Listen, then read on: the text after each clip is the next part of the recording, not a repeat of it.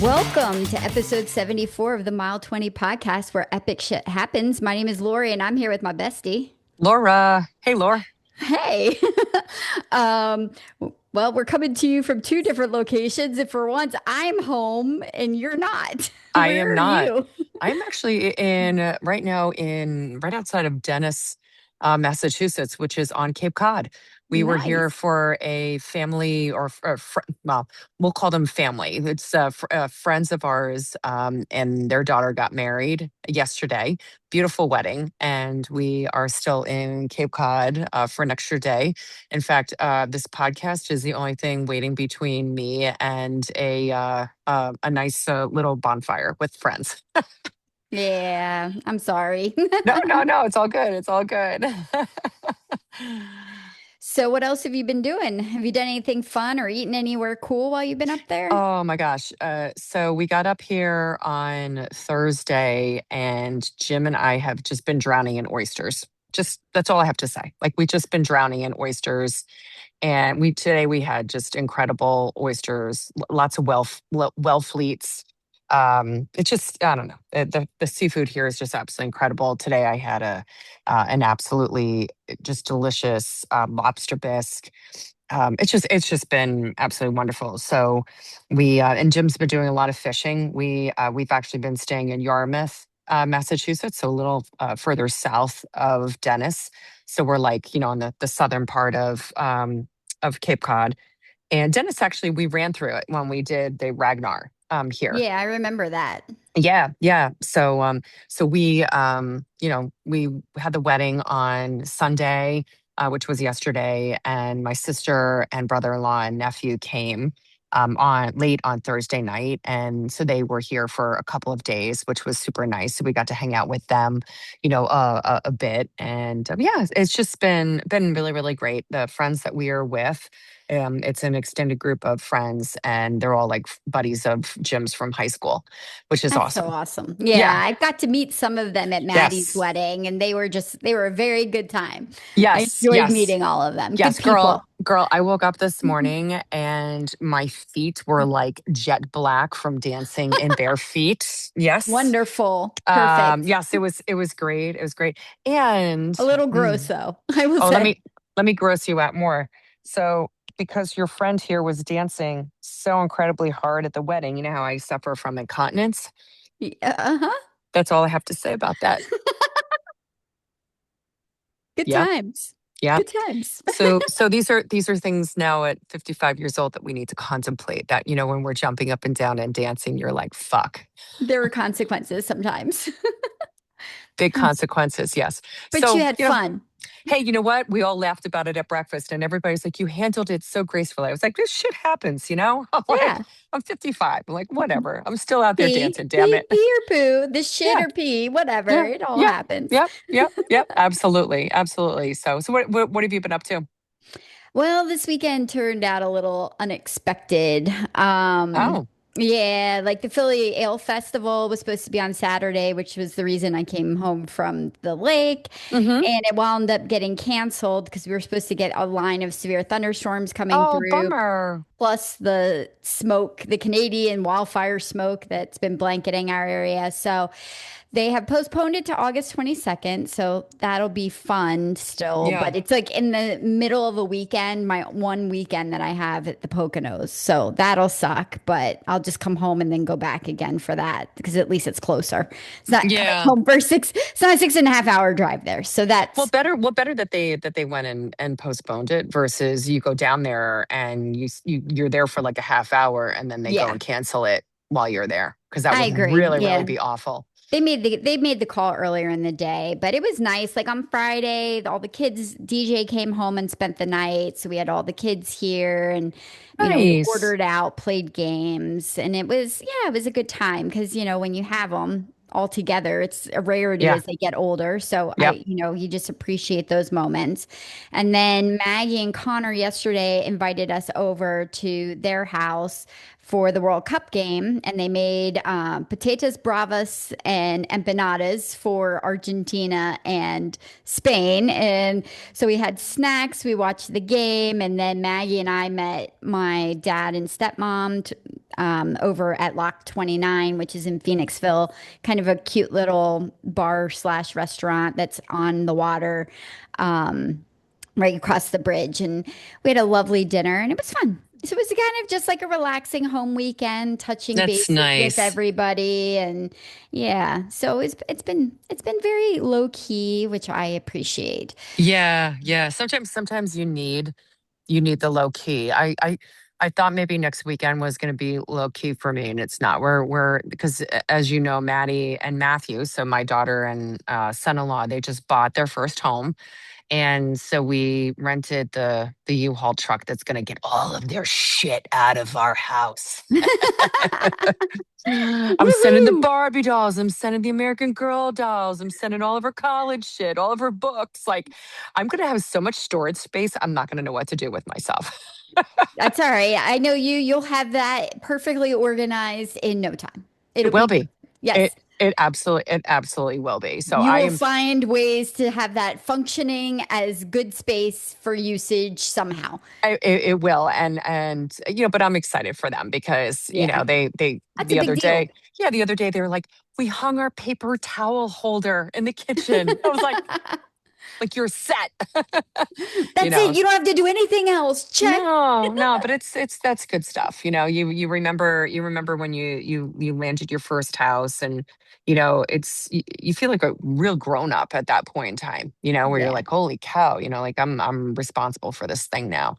It's kind So, of like when, like, yeah, you get married and everything, and then there's like really like the honeymoon phase, so to huh? speak.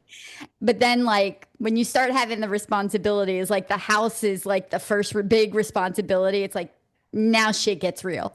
That's totally it. That's totally it, you know? Yeah. So, yeah, so I would imagine that we're going to get, you know, a gazillion phone calls and texts about things and stuff, but I love it. Like that's like the next step in our evolution as parents and support and coaches for them. And the cool thing is that Matthew's parents, Rhonda and Harry, are actually going to come up next Saturday after their moving van comes and delivers everything to help like unpack and stuff as well. So we're Oh, gonna that's all like, yeah, fantastic. we're all gonna collectively kind of like, you know, jump on the hive, like, you know, a bunch of like ants and like, you know, help them with Yeah. stuff. So, but they've Oh, been you're gonna gradually put that there? Are you sure that's a good idea?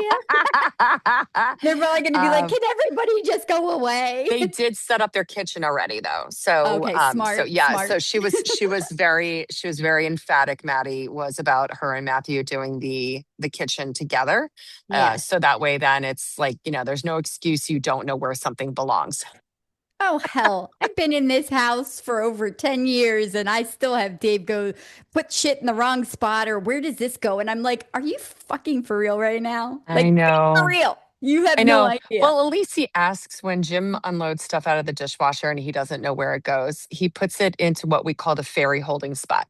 And the fairy holding spot is on the countertop in like a spot where it just sits there.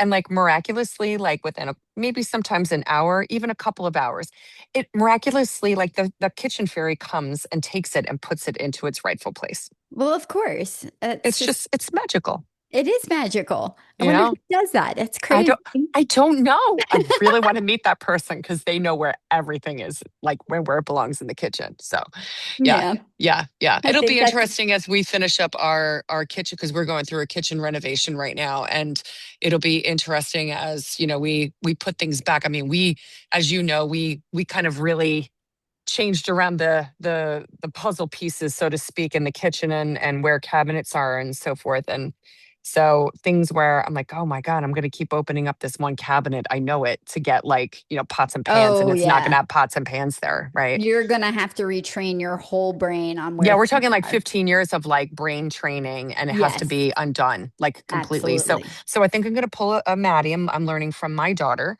where I'm going to have Jim participate with me, and we're going to gain agreement in terms of where certain things go. And if he gives poor suggestions, I will coach him appropriately, but we will go and make it seem like it is both of our plan. That's shh, don't tell Jim. That's okay. That's okay. That's okay. We'll see if he He'll listens. he'll listen to this and nod. Yeah, it's like, yes, yes, that is what 33 years of marriage looks like. There you go.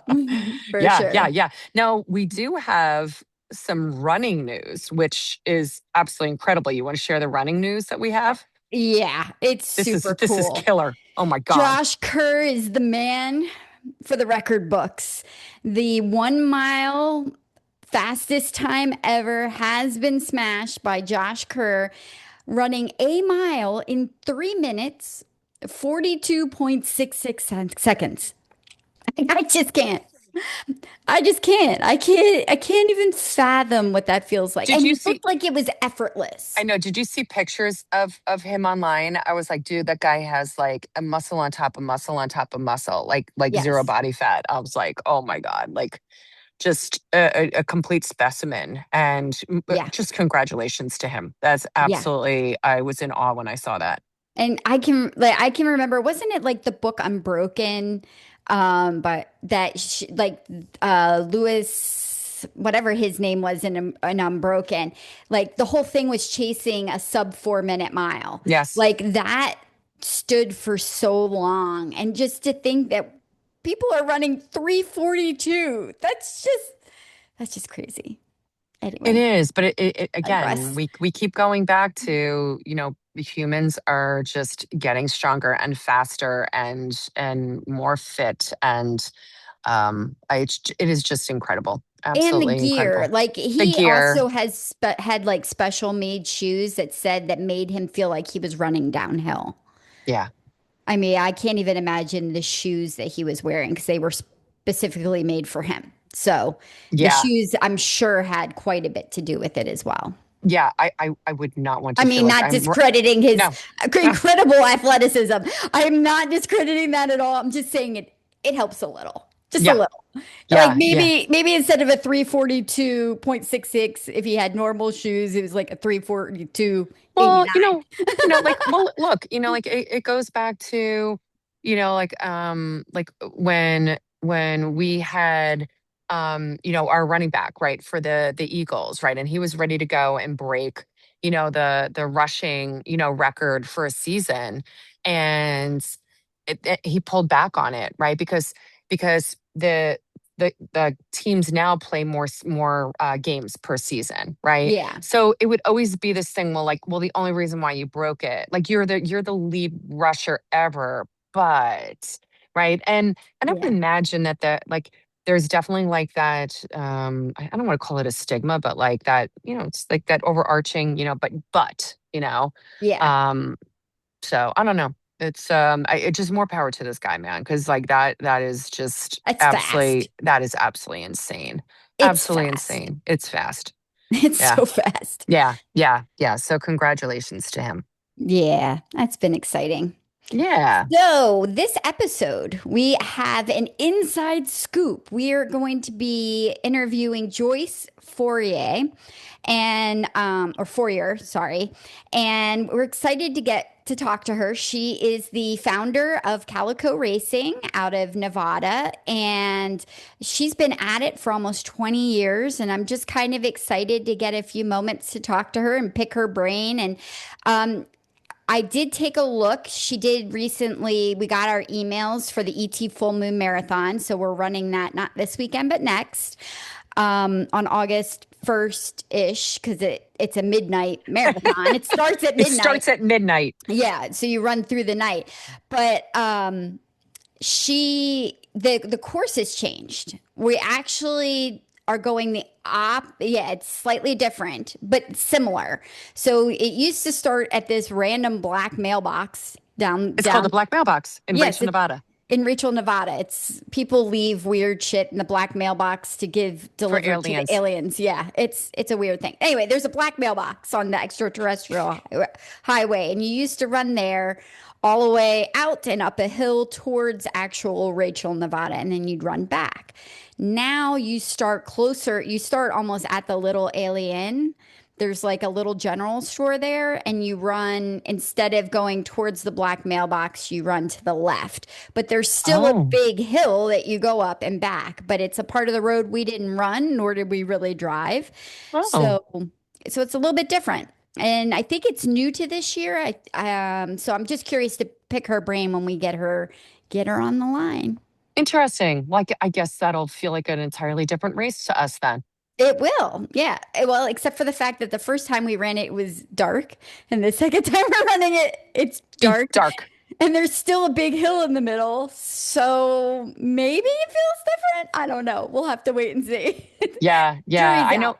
I know the one thing that we struggled a little bit with the last time we did this is that it's like it's high desert. It's high desert, right? So it's, got some elevation to it. And I know that when I hit elevation and I'm not fully acclimated, because we had just gotten there like that afternoon, Yeah, like drive because we drove there. We're flying there this go around. Thank God. Um,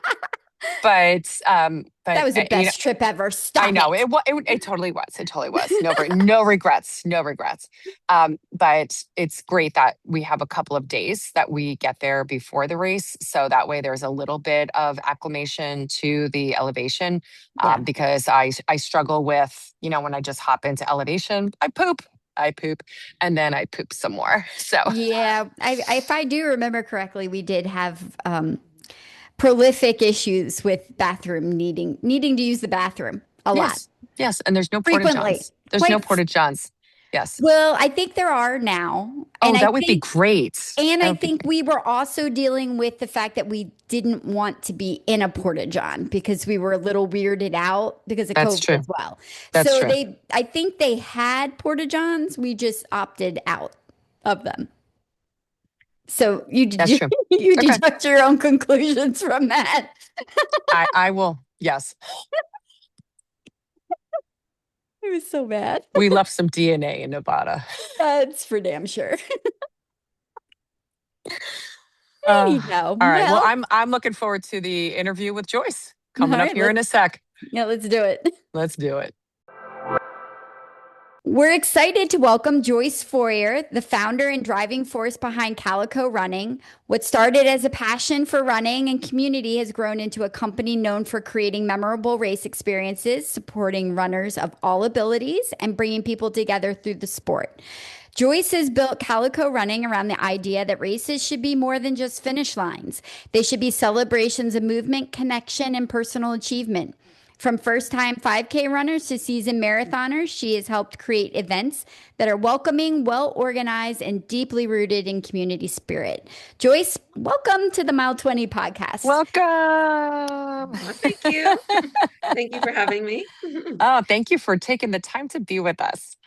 Sure. Yeah, we're so glad that you are with us. So before we dive into Calico, how did you even start running? Where did this all begin for you? So it actually started out, it was just a bucket list, everyone has that things to do before they die kind of bucket list. And running a marathon was on mine as a lot of people's, just like traveling to Europe and Africa and so forth. And I had just moved to Las Vegas in August of '01, just before 9/11, like a Oh, month wow. before 9/11.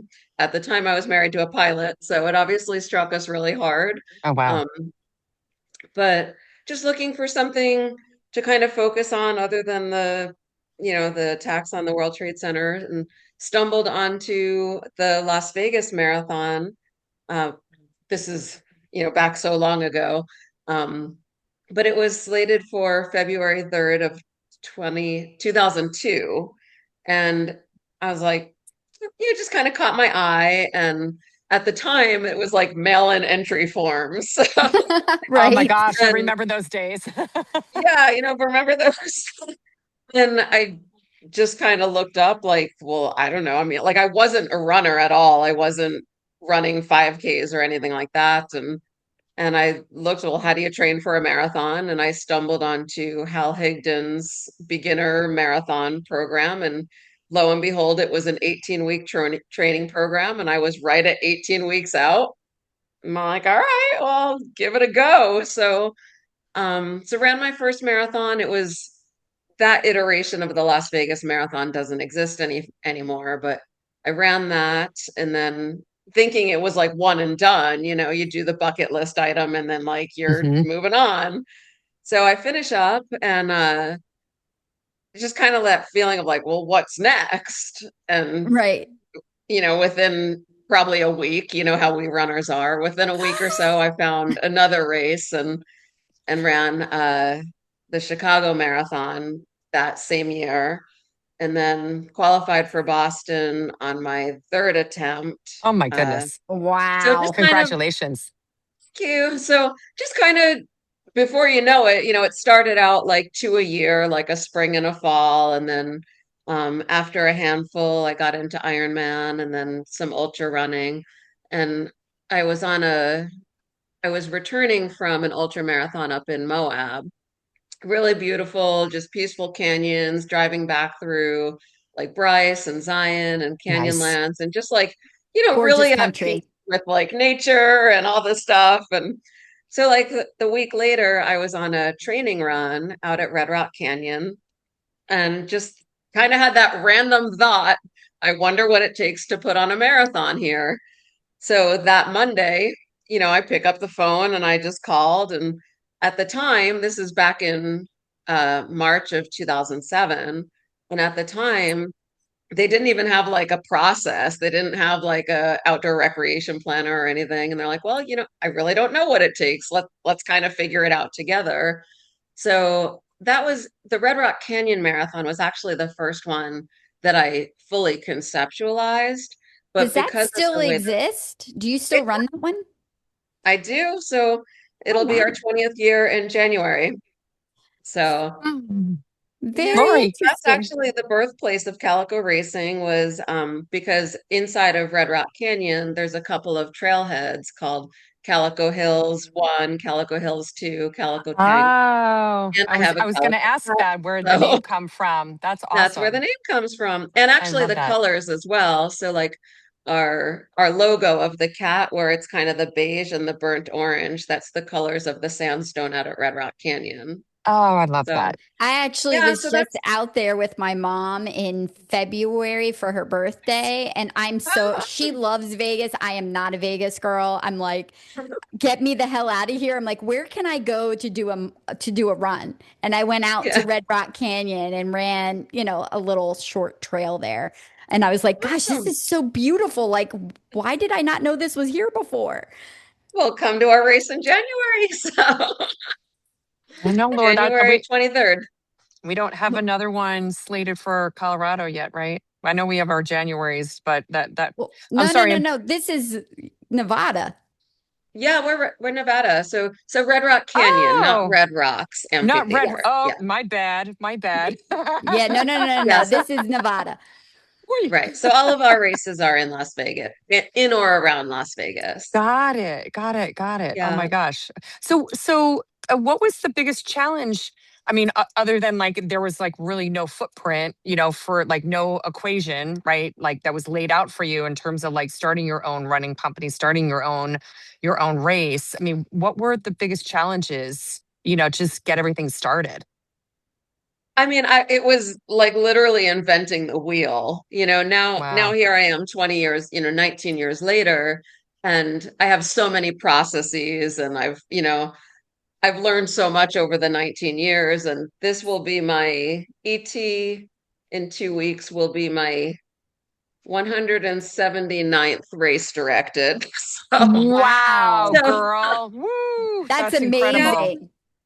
So, you just learn a lot, but at the time, the industry was so different. Like there really weren't as many of my niche kind of races that existed. It used to be kind of intimidating. You felt like, well, if it's all these big corporate players, and Yeah. I'm just like little old me, And I don't know, I just maybe it's naivety of being 32 at the time and like, well, what does it take, So, and I mean the guy was welcoming, the guy that poor guy that got assigned to me at Red Rock Canyon to figure it out with me. And we just kind of went through the process together. There's environmental studies because it is an area of concrete area of environmental concern. So Yeah. it's a protected conservation area. Hmm. So that does present a lot of obstacles. And then with Red Rock Canyon as well, it is a one-way scenic drive, which is 13 miles. So things to consider when you're setting up. If you miss something and you make a mistake, you can't go backwards. You Yeah. can't just be like, oh, shoot, I forgot that half a mile back. So, but the Absolutely. process, I mean, I had been a runner at that point for 5 years. And probably around then I had done maybe 15 or so marathons as a participant and like a handful of Ironmans. So Right. um with that one though, the process was about a year out in order to execute the first one. So the first one at Red Rock Canyon was in March of 08. And I'm like, well, geez, it just got me thinking, what other venues are there in the Vegas area other than Red Rock Canyon to put on races? And then, so at the time, I was doing a lot of Ironman distance racing, and I used to ride my bike out at Lake Mead all the time. And I was like, Oh, gosh, yeah. it's so beautiful riding my bike out here, but why does nobody run out here? So it turned out that my very first race that I directed was actually out at Lake Mead. So that was June 30th of 2007, called Running with the Devil. So it was an extreme heat race. My God, that So sounds extreme heat awful. race kind of created as a like a test of if people wanted to experiment with a race like Badwater, but a little bit shorter distance. So um, and then, kind of kept looking, and I was scouring the state of Nevada for interesting, beautiful places, and I stumbled on the extraterrestrial highway, and I was like, what in the world is that? Like, it's federally designated as the extraterrestrial highway. It's So, so of course, cool.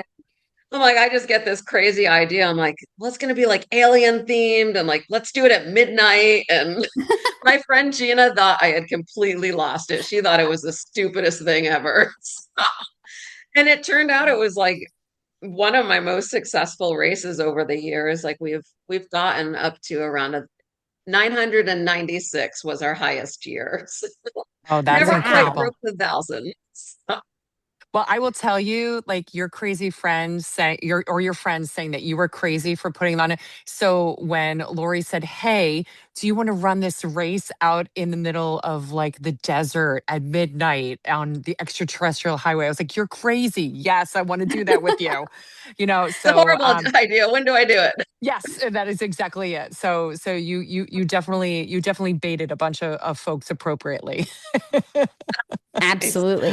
So, Well, like, the other thing that's interesting about it is, if you think back to 2007 when our first year was, I mean, this predated all of there was this proliferation of like what I call kind of just kitschy kind of, honestly, I call them bullshit races, but like, the glow run, the bubble run, the color color run, the runs. Runs. neon Yeah. Yeah. light Yeah. run, just all these like kind of contrived ways to make something different and pretty to look at and fun and here we were like literally on the extraterrestrial highway. It's the hotbed of alien activity, and the glow sticks and all the glow bracelets and stuff and headlamps, they were a necessity of the permit. So it wasn't like we had all this neon and glow stuff just for giggles. Like it was a necessity. So Yeah. So, have you personally ever seen anything out there in all your years of race directing? Because you're sitting in one spot, I'm sure. oh, like during the race directing. Yeah, like So while you're out there on the on the highway, and you're out there, have you ever seen it? Because that race has been around for a while. Like, what year running is it now? This year? this is 20 years. Oh, Oh, awesome. this is the 20th year. Yes, Yeah. I love the special years. Yeah, and we never missed a beat. I mean, as you know, you did it yourself in August of 2020. So even during COVID, we were actually one of the first events that took place, at least for me, like when COVID hit in 2020, we had three races that ended up having to be canceled, but Hmm. the ET race was the first one that we resumed back with. And then, going forward, like all the various protocols with masking and so on and so forth. Well, you did a brilliant job. We really Absolutely. commended you on our podcast about it. The way you had just an open flow start. Like it was just a smart way of accommodating the runners and allowing the runners to be out there and do it. Like if we felt comfortable traveling, just let us run. And I felt like just that open flow start was brilliant. Thank you.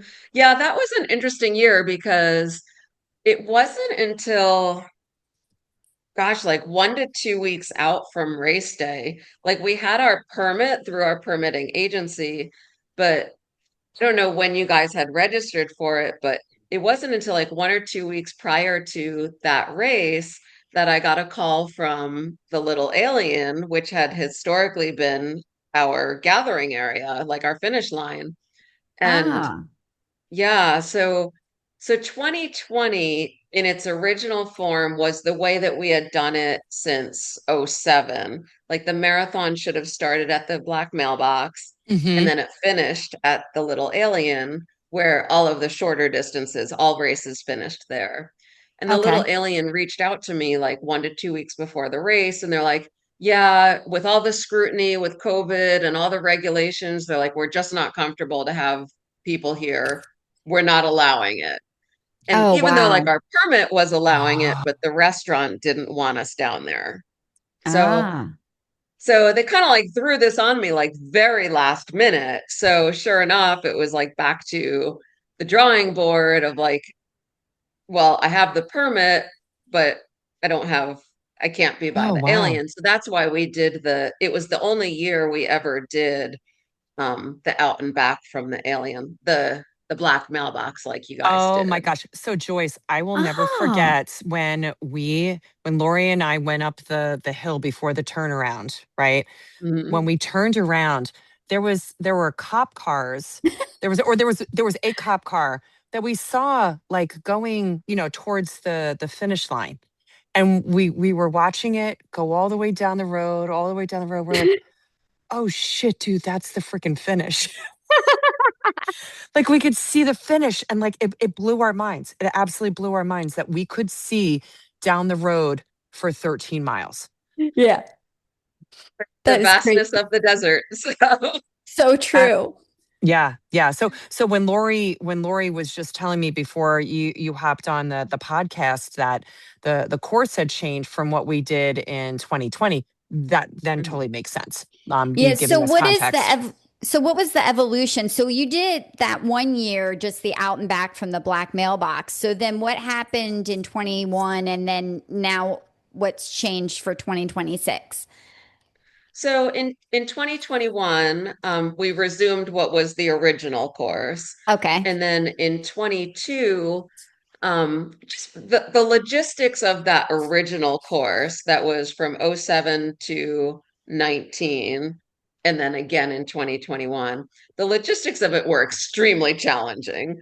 I Yeah. had three different start lines, four different start times that were like 20 miles apart. So for me, it was a lot of work Mm. to be present at all of those locations. And it was, um, plus the extra, it was an additional gathering area, additional parking area, additional area for busing and so forth. So it was like the moving circus, and I was like the Hmm. ringmaster, and it was chaos. I mean, it was so you look back on it, and there's just so many memories of like craziness. Like if anything retarded is going to happen, it's going to happen at ET. Like it's just nonsense happens at this race. And so after that, like I was just, some of the logistics just got a bit much. And like some of the busing companies, they really didn't love working that move because it's overnight for the drivers. And then Hmm. while the drivers were up there, they're also having to shuttle people back to cars. So I was just really trying to simplify it. And I was like, a lot of people seem to like that out and back format from the black mailbox. Why don't we do an out and back format from Rachel, like by the alien? Um, so kind of played around with the shape of the course. Like it used to be like a T for the marathon, and now it's just a straight out and back from Rachel. So we'll be starting and finishing near the Alien Cowpoke is what it's called. It's a little general store in the town of Rachel. So I don't know how I don't remember the general store because we drove out there with a pop-up camper and I actually got one of the camping spots behind the little alien that I didn't realize didn't Sorry. come with a bathroom or anything. So it was really interesting, but I don't remember the general store, which I find odd because we did spend time there.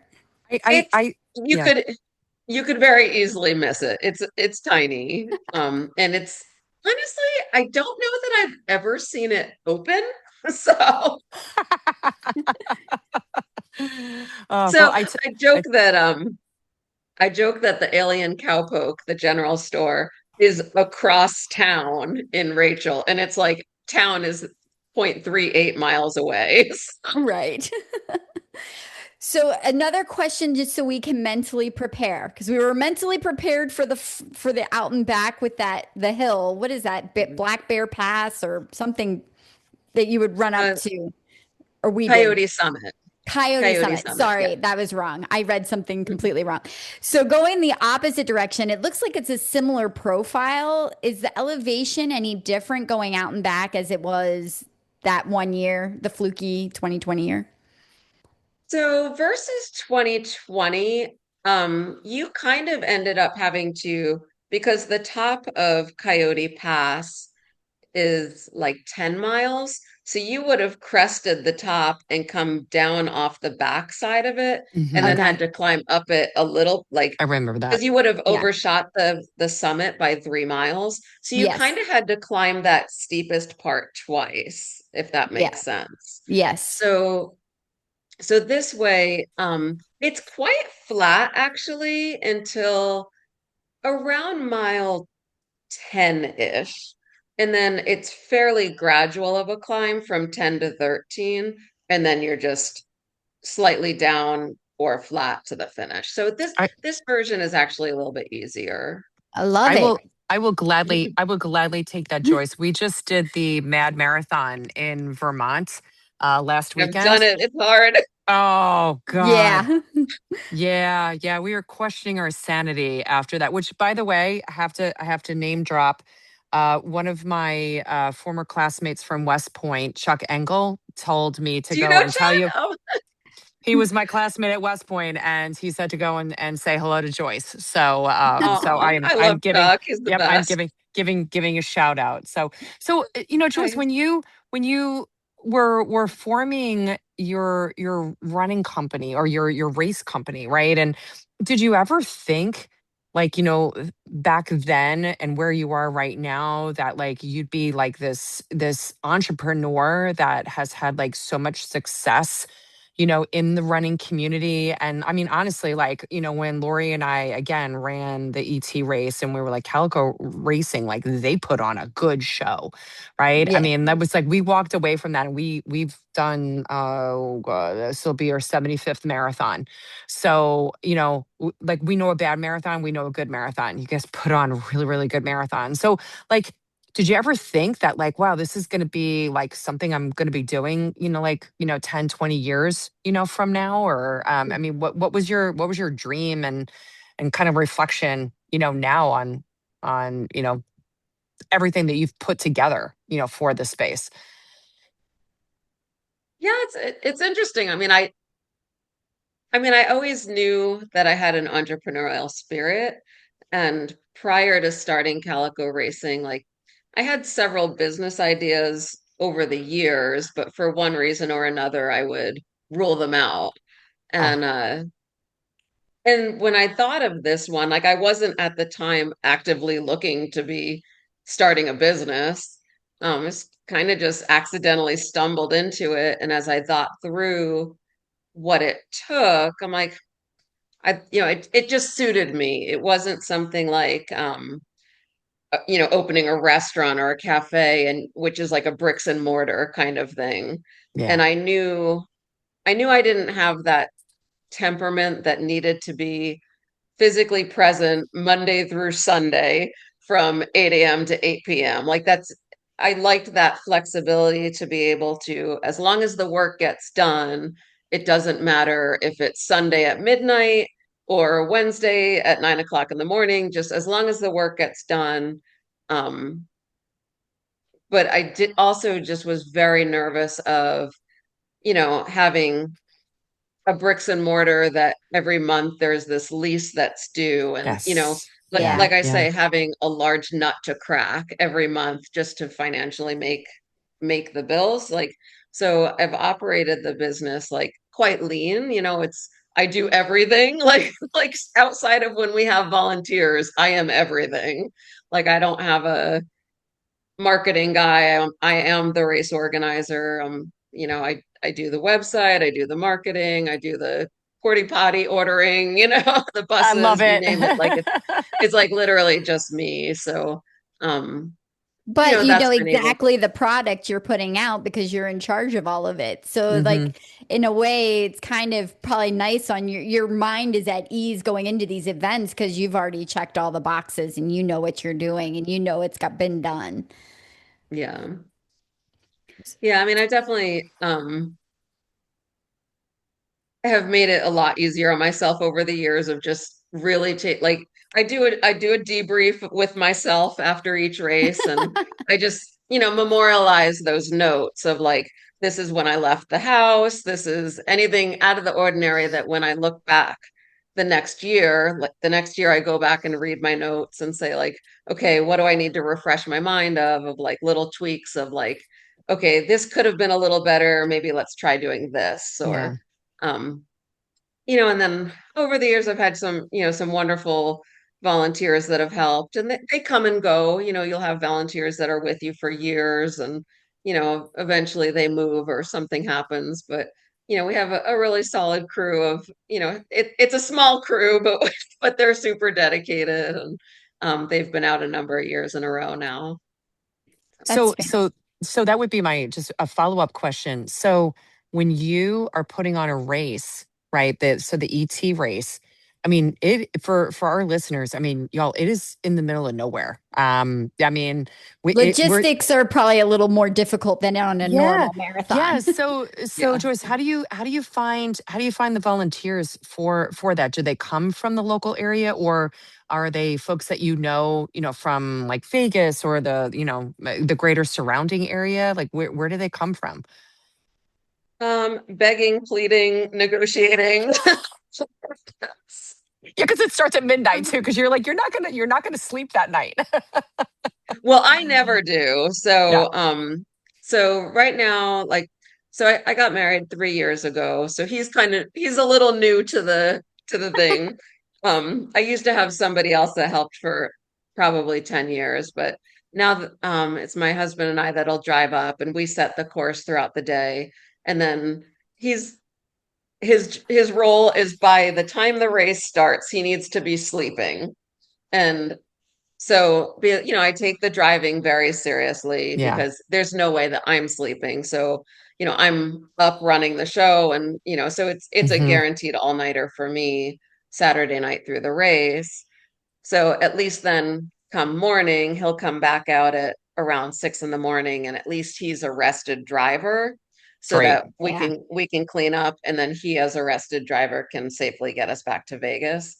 I take it very seriously. So but then by the time we get home, like we're getting back to Vegas cleaned up by around 2 in the afternoon, but we still have to unload the truck and return it that same day. Oh Oh, no. By yeah. Sunday night, I'm just like a zombie. Like put a fork in me. Yeah. Yes, Yeah, but however, you have provided by your hard work and your sleep deprivation, you have really provided an amazing experience for thousands of runners over 20 years. That's pretty thank you. phenomenal. That's Thank amazing. you. So, if somebody was to come, just to go off topic for a minute, if somebody was to go to Vegas and like they wanted to go on a running adventure, I know Red Rock Canyon, but is there any other places that you can recommend that you would want to send people if they were out there running? Yeah, I mean, Red Rock Canyon is obviously gorgeous. I mean, it depends if people are paved runners or trail runners. Red Rock has both. Um, Lake Mead is beautiful to run. They have paved trails, and Hmm. there's also the historic railroad trail. It goes through Hmm. some man-made tunnels that was a former train track that brought supplies out to the Hoover Dam. Oh, So Lake nice. Mead's really beautiful for running events out at Lake Mead. I mean, people like going just running along the strip. I mean, I think it'd be horrible dodging all those people, but but a lot of people love to run up and down the strip. Valley of Fire is gorgeous. It's a little bit further away, about an hour and 20 minutes, but I think Valley of Fire is the most beautiful place in the world. So, It is Oh, pretty. I went out there for the first time this February. We got stuck in Vegas mm, because we had a snowstorm come through Philadelphia, so our flight got delayed. So we actually wound up like leaving 2 days later, and we spent an entire afternoon out at Valley of Fire. And I'm like, had I known that this existed before, I'd have been out here a lot sooner. yeah, yeah, yeah, yeah. it's No, beautiful. and Jim and I have been there as well. We rented a convertible. So we were out in Vegas, and we needed a break from just the strip. So we had rented a convertible and went out there, and we both got fried. It's just like the one thing I remember about that. So Joyce, so this is my follow-up question to that. So, desert running, right? I mean, where we're running the marathon, the ET marathon, it's a little bit of a higher elevation. It's definitely drier, definitely different, in terms of, where other people are coming from, like the rest of the United States. So do you have any like helpful tips? So if we have any listeners who are like, oh, I'm contemplating doing a desert run at some point in time, like, oh, you guys are like totally interesting me in going and doing this. Do you have any tips, for runners as they're taking on a desert run? Sure. I mean, well, there's definitely things that are very specific to ET versus just any desert Hmm. run. And it does um, really depend on the time of year that you're running because, as you've been here in February, you said very different conditions than Yes. running in August. So I'll tailor it to ET since that's the race that we're talking about. Um, Regardless of which month, I will say because of the dryness, definitely start hydrating the week before. So, and once you're into the race, I always say start hydrating and fueling early and often because Hmm. what you do at mile one will dictate if you even make it to mile 21. So just staying on top of that hydration because it is a more arid environment here. Very, very important. Um, Lip balm. Oh, So Oh, yes. people, yes. yeah, so people's lips always get super dried out. So lip balm, but preferably more of like one that presses up like a liquid tube kind of thing instead of like the chapstick kind of tube because they will melt in your car. Um, so Yes. lip balm. A lot of people's noses will kind of get a little dried out. Just normal. It's just normal with being in the arid environment. Yeah. Um, with ET, obviously there's no sun, and the cool thing is that it actually gets cooler as you run instead of warmer, which is opposite of most races. And Yes. at the finish line, it's actually cold. Like I'll generally be shivering for like close to 2 hours before I finally have a minute to like just put extra layers on because I'm just so busy, you know, doing awards and buses and finish line food and medals and everything that finally by around 5:30 or so after I get buses moving, I'm like, okay, I just really need a sweatshirt. I'm freezing. So it actually gets quite cold. So remember to bring that top, extra layer for once you finish. That's a Okay. great, that is a great tip. That is a great tip. Yes. Yeah. And I will tell you, when Lori and I ran in Arizona, like the whole like thing about your nose, like that's like so for real. Like I I felt like I felt like a kindergartner with a really bad cold. Like it was just like crusted all around I my know. I, nose I and remember at throat some point in sweat. time, Lori, you were like, oh, honey, like we stopped for like water, and you were like, oh, honey, you Oh, need to, oh, your nose. I had no idea. I had no idea. I was like crusted over like a kindergartner. So, yeah, yeah. So those are great. Those are absolutely fantastic tips, Joyce. And actually, I really like your suggestion on the lip balm. yeah. Yeah, I will definitely go and get one that that you don't twist and Because apply. I definitely would have for sure. Yeah, yeah. So we did talk about like a little bit before we started recording today that Mile 20 podcast, it kind of has a couple different meanings, between being the hard place of the race and how you're going to lean in, and also like that parallel with life. We like to ask all of our guests, like, has there ever been a Mile 20 moment, either in running shoes or out of running shoes? It could be personal or a race experience, but like, when you hit that Mile 20 moment, like how did you handle it? What got you through it? And how did you come out the other side? Mhm. Oh gosh, how many could way too many to be honest. Oh, I don't like that. No. I mean, small business is hard. Small business is Yes. Yeah. mile 20. Yes, that's true. My husband owns a small business. We started a small business from scratch in 2012, and I've watched that process happen over the years. And I know, I feel you. I understand. Being an entrepreneur is something that's next level. Hmm. Mhm. I mean, the thing with it is I have a couple of different sayings. One of them is it's seldom my fault, but it's always my problem. Hmm. So, Yeah. like, I mean, like for instance, when the little alien called and said they didn't want the race there, and they gave me like a week's notice, for in 2020. Okay, easy for them to just be like, yeah, this is what we want. Well, I Hmm. already have hundreds of people that have paid and bought tickets. Like, so somehow I have to figure something out. If volunteers are canceling, you have to somehow get those things covered. And um, we've had years that the bus went the completely wrong direction and Oh, ended up going no. toward Tonopah instead of Rachel. And I mean, but as those are all just like each race is going to have their little headaches, but every single one of them, no matter what it is, like we had a wildfire breakout in the middle, like during a race once, not at ET, running with the devil one year. A Oh forest my fire broke gosh. out from a guy doing illegal target shooting, so which is Oh, banned wow. in the area. But Yeah. Wow. like whatever it is, like you have to Hmm. adjust. And it's always funny because people ask for, well, do you have your emergency action plan? Like it's part of these permit processes is to have an emergency action plan, which I think is so ridiculous because it's like, well, what kind of emergency are we talking about? Is it lightning strikes? Is it forest fires? Is it, you know, I don't know. Like it's just every emergency is different. So how do you have a plan? It's just having that wherewithal to digest the moment and take action immediately and deploy like the solution.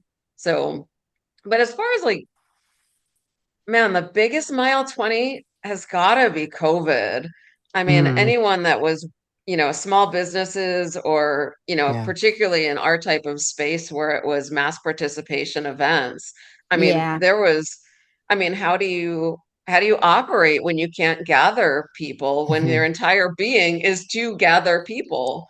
So I know I think there's a lot of races that just never made it back. And, Yeah. some that were canceled for 2 and 3 years, it took them to finally be able to execute. I know different states were a little bit more strict, but um I just had to be super creative. And like you mentioned earlier, the when you come up to the line, just go. There wasn't like, it was kind of an open format starting to not gather.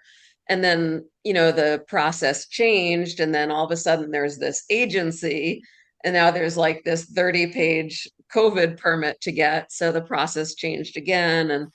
And I mean, we had times that it was, gathering limit was 50 people in Nevada for a while. So we had um different stages of the race where we would have literally maximum of 50 people, and they could run their race. They could leave.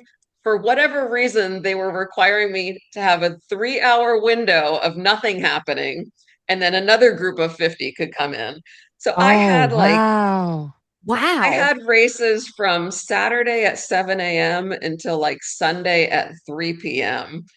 in Which groups of 50 races? at a time. And I think we had like 200 people all told. Like, it was just, I mean, I was just willing to do whatever it took to, I mean, I was literally fighting for my livelihood. And, Yeah. I just, whatever it took. And I Wow. was, Wow. questioning, well, why can this happen, but not that happen? And, kind of just pushing the boundaries, but it was not the boundaries, but questioning, well, the logic behind certain things. No, the And COVID logic was extremely illogical sometimes. Well, and it, It's- and it just, it was inconsistent. It was yes. right. inconsistent, right, throughout. But Joyce, I just want to personally thank you Yes. for one, being a runner and being an advocate of other runners to still go and push to get those races happening in 2020. Because like Lori and I ran a couple of races before like the world shut down in the beginning of 2020, but then we were registered like early on for Way ET in the before beginning of the COVID. year, way Yeah. before COVID. Oh, So Yeah. like we were like, do we go on a plane? Do we not go on a plane? Like, and like that's how like our whole like, let's go rent a pop-up trailer and drive 2,500 miles to go run your race, right? So thanks. so seriously, Joyce, like we as runners, like so appreciate you and like all the other race directors, all the volunteers that got out there to keep us continuing to go across the start line, to keep us going across the finish line. Because like I don't know what our world would have been like had we not had that. Because like you said, like you ran your first marathon and then you were looking for your next one and then you were looking for your next one, right? It's like this, just this perpetual thing. And I just I you helped create, at least for me personally, a sense of normalcy in August of 2020, when Yeah. I felt like the rest of the world was kind of like, we just didn't know. I was like, I had my race and I got across my start line and I got across my finish line. I got my shirt, I got my medal. Yeah. And not only that, but despite the weirdness, right, that was like 2020, you still were able, you and your volunteers were still able to go and create this culture, this finish line, like just environment where both Lori and I and our daughters were like super excited to like finish the race. And like we had a vibe going, with like everybody else that was there, even though like you couldn't like congregate the way you can today.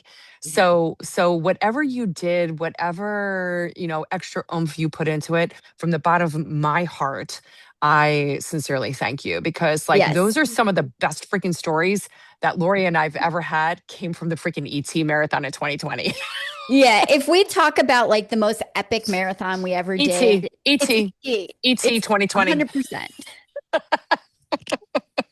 And We without say, your make like, this shit up.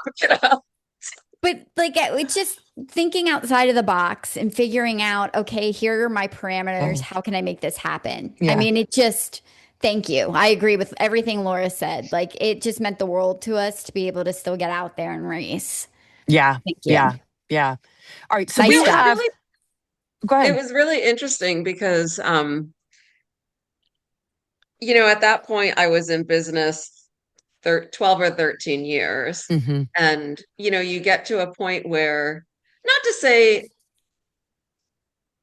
it's a little bit of rinse and repeat and, Hmm. um, or old hat. Like I know what's expected of me, and this is, and you just kind of keep going. And it was an interesting gut check to see, like, do I still have that fight in me? And like it Ah, kind of reinvigorated like the fight and the passion of which like I built the business in 2007. Because like in that very beginning, like you're scrappy, like you're doing it all and you're, whatever it takes. And just, I mean, it kind of reignited that because it like threatened to take it away, and it just yeah. identifies how much you love it. Well, thank you for fighting for it. Because Yeah. we, again, we greatly, greatly, greatly appreciate that. So, Joyce, before we finish the interview, we have a couple of rapid fire questions because we find Okay. that when we're interviewing folks, we you just learn a little bit more about people. When just one line answers. All right. So, first question is favorite marathon outside of Nevada. Mm.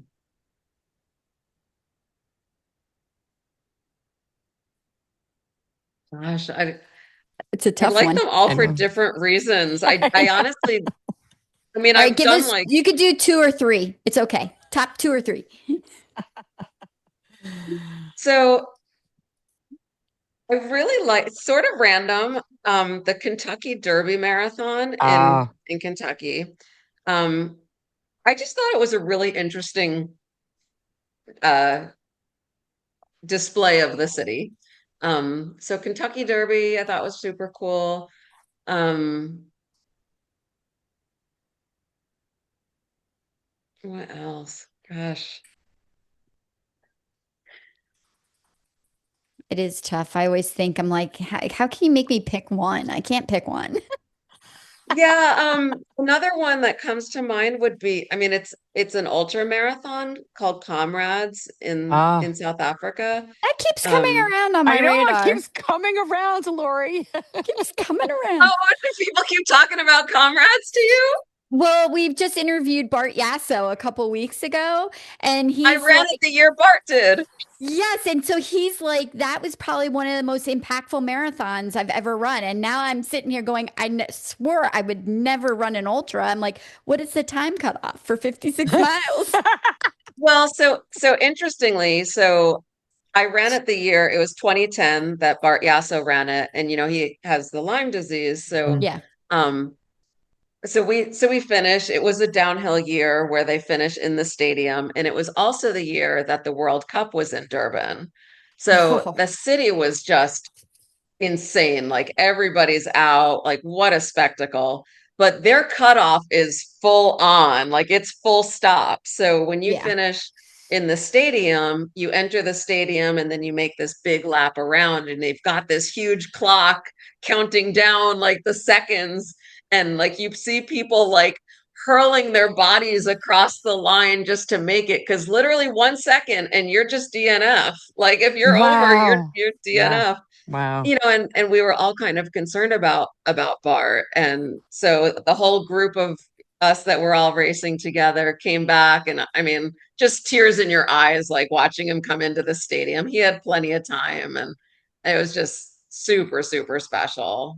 And Oh my the gosh. coolest part is they've got like 20,000, 25,000 athletes doing, it's got to be like the largest ultra marathon in the world. I don't know for certain, but I mean, from an organizer's standpoint, I think the coolest part is that they support it like a marathon. So you've got this 56-mile point to point race, but there's these full aid stations all along the way, and these 20,000 people. It's like a rite of passage for youth in South Africa. It's just super special. Oh And my it is gosh. coming up. 2027 is their 100th year. Oh my gosh. That's incredible. Bart shared with us a song that they sing at the beginning of that race, Shosholoza, and Yep. Lori and I now have that on our running playlist. So we played that our last marathon. We ran a couple weeks, actually last weekend. Shit, last weekend, Lori. Yep. So I Yeah. actually I had found out about that as well, and so I learned it. I learned all the words, and so it was like Oh, the coolest time to like it's, to be at the start line I can't in Peter imagine. Maritzburg and like to know how to sing along with it. So funny enough, I'm actually Oh, doing I don't know if you've heard of the World Marathon Challenge, um, but it's Like the seven. the Abbott, like the Abbott, No, so that's different. So that's the World Marathon Majors. right? So the World Marathon Challenge is 7 marathons in 7 days Oh, on you're 7 continents. doing the 777. Gotcha, gotcha. Yes. Yes, So day two, we gather in Cape Town, and then the day two is in Cape Town. Like, so Antarctica is the first day, second day is Cape Town. So I have this on my playlist as well. So I'm trying to like compile my little like list for when we're racing in Africa. So Shosholoza is definitely on that. So, I oh my absolutely love gosh. that. When are you doing that? This is I not know. rapid fire anymore, by the I way. know. I know. I know. Like, when are you doing that? It's January, so Oh, I will direct the Red Rock Canyon Marathon on January 23rd, and on the 25th, my butt will be on a flight to Cape Town for the World Marathon Challenge on the all right, 30th of Joyce, January. I'm putting that in my to-do list. And I will drop you a note and wish you the all the best for that. Because Oh, thank you. that is absolutely Lori and I we did a double once. Once. so so doing 7 in 7 days and then all the logistics and everything. Woof, girl, that's absolutely incredible. That Absolutely is incredible. incredible. Yep. And that's Thank like I feel you. like we need to have a whole nother episode because I want to talk to you about training about that, but we'll do that. We'll do that offline in a minute. Okay, I'm gonna keep going with the rapid fire. Sunrise run or midnight run? Midnight. I am not a morning person. Nice. All right. Road, trail, or desert dirt road run. I'm kind of a pavement girl. Ah, really? I would Yeah, not I have mean, guessed that. I'll do the trail or the dirt, but I don't know. My roots are kind of just pavement. All right. All right. So cement or asphalt? Oh, asphalt, Okay. 100%. Yes. There we go. Okay. All Good right, answer. favorite race meal? Post race, I generally will have like some sort of red meat afterwards because I'm cutting it out kind of like the week before. And I don't know. I don't know if there's any nutritional like research to it, but I feel like oh, I probably need some extra iron. So probably a steak or a hamburger afterwards. Mhm. Yep. What's your favorite uh like gear that you run with? Favorite piece of gear? Um, Headphones, like just Uh I like to have the music. When I train, I listen to it straight from the beginning, but in a race, it's kind of my carrot. So I try to wait until mile 20 before I turn the music on just to give myself that little extra push. oh wow, that's interesting. Lori, tell Joyce about our curated playlist. We're a little different. Yeah, so we do a beginning to end playlist. We used to back and this is before we got started into this before there was like share listening, through Mhm. Spotify. So we've already got the habit of wearing a speaker, which I know can be a no-no for some people. They hate listening to other people's music. But we have a curated playlist that starts and goes for hours. It starts really slow and builds in tempo as it goes. But we also find like the corniest songs that you can find for each state or city that we're running Mhm. in. So, like, we'll probably have like Viva Las Vegas. And then we also have like Katy Perry's, extraterrestrial and all that kind of stuff for Nevada. But Perfect. Seems yeah, appropriate. Oh my gosh, yes. the best song that Lori and I had when we did ET back in 2020 is because we are the back of the Packers, right? We're slower runners. And it was Tiffany's I Think We're Alone Now. And we're like, I But think I are did you? I I don't think like you are alone. I don't know. We, Like that's yes. Mm. You know? I as an love it. ET comes across the I screen. love it. I love it. I love it. That's It so might funny. just be a cow, but That was actually really funny. I remember when we did ET and it's so quiet in the desert. Like you don't even hear bugs. But man, like do you remember Lori? We heard that one Yes. cow. Aw. We were like, what the hell was that? We're like, it was a cow. Okay. And we were also running, and we had gotten past I think I could just sleep and my legs would keep moving at this point. Like we got through that part of the race, and we're looking, I'm like, oh, look, is that a city like, I feel like there's a city over there. And then we realized, no, in fact, that's the sunrise. Like there was no city. We were yeah. seeing lights, but it was not, no, it was sunrise. So if the back of the pack actually gets some of like the coolest weather because like the neatest weather because you're starting at midnight, but then it just gets darker and darker. Like you get more and more stars that come out. I hear so many people saying how many shooting stars that they see. I Oh, never see them because yes. I'm working the whole thing, but Yep. lots of shooting stars. But people always say that the best part is when the sun starts to come up. And Hmm. it's this Yes. this aspect of the race that really only like the backer, the slower of the pack gets to see. But people say it's like the most special time is when like you start to see the sunrise and It was It was cool. heck, if you're beautiful. It right at was really, cutoff, really you cool. got daylight, Yeah. No, it was really, really, really, really cool. No, but then we were thinking, oh my God, the demon in the sky is coming. Hurry up and finish before it starts sucking us dry.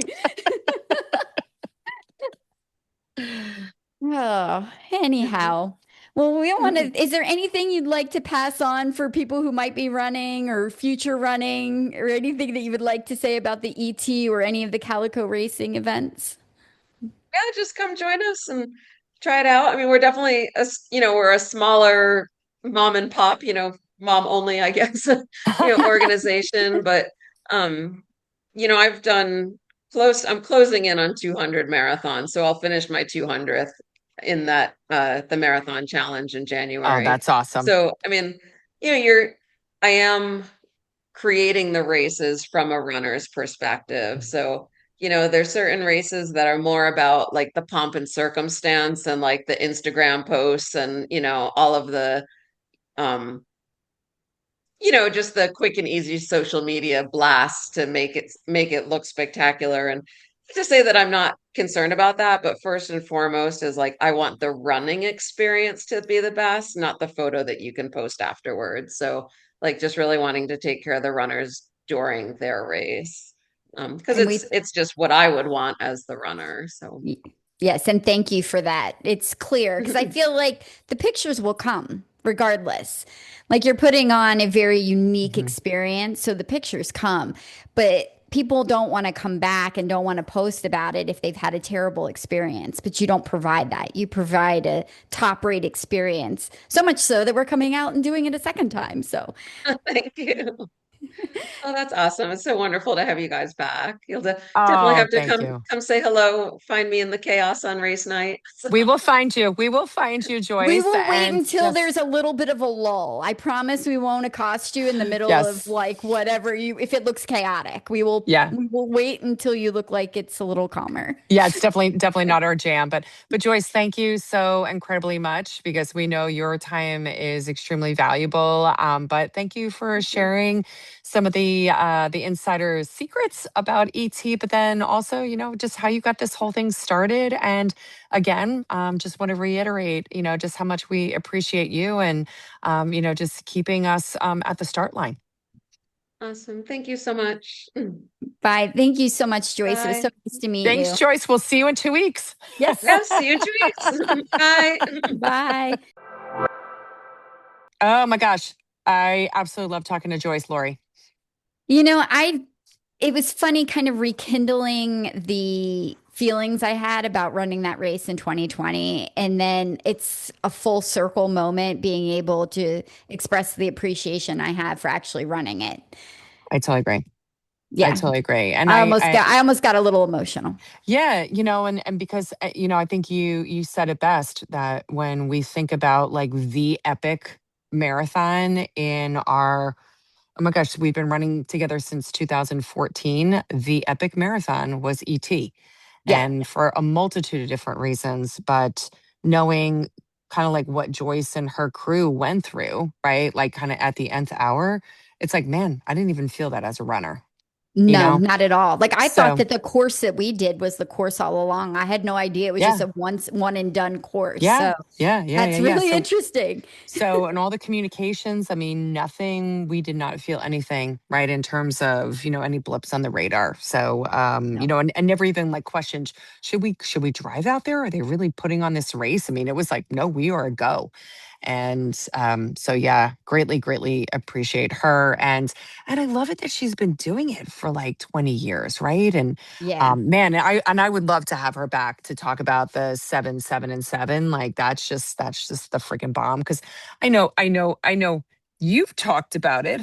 I have. To me, that is like the pinnacle race of all races is to be able to do 777, Well, that's seven not a race. continent. That's 7 races, my Right, friend. right. 7 marathons, 7 continents, 7 days. Just for those who don't know, that's what the World Marathon Challenge is. And it's private jets and it's curated, races that, fit into this schedule. And it is also like over 20 grand. I don't know, 35, 36 grand, I think, to do those I don't know. races. Yeah. It's Unless you it's it's figure it's out a lot of money. sponsorship. It's a Yeah, lot of money. It's a lot of it's a money. lot. So yeah, so I would love to get Joyce back after she finishes that and get her perspective on that because she would be the first person that we would talk to that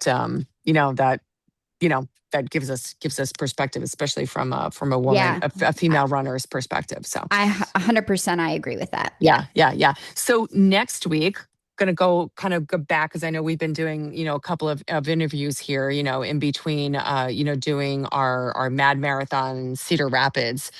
Next week, we are going to recap the Little Rock, Arkansas marathon that we did a couple of years ago. We are actually going to run Little Rock again in 2027, but we're going to give our perspective of what the race was like, a couple of years ago. Big ass fucking medals. That's all I have to say about that race. Yeah, Texas always says things are big in Texas, but I'm Oh sorry, no, they're bigger. They're Arkansas's bigger. got a way Yeah. bigger dick as far as the medal goes. That's all I'm gonna say about that. So and I'm looking right now because again for our listeners we're on Instagram and Facebook, we're on YouTube, and we do video record every episode. I am sitting outside on a table in a parking lot, because She's in the I pitch black. I am in the pitch black, but I feel like I am from like a Queen video, like where they're like, I'm just a silhouette. Yeah, I Yes, feel because like I I'm a only see floating like a head. quarter of your face right now. I feel like I'm a floating head right now. So, Yeah. anywho, Lori and I are going to talk about Little Rock next week. The following week, we will be out in Nevada running ET, and we'll be doing the recap of that race. But for now, you need to go make mile 20 your bitch this week. Peace out.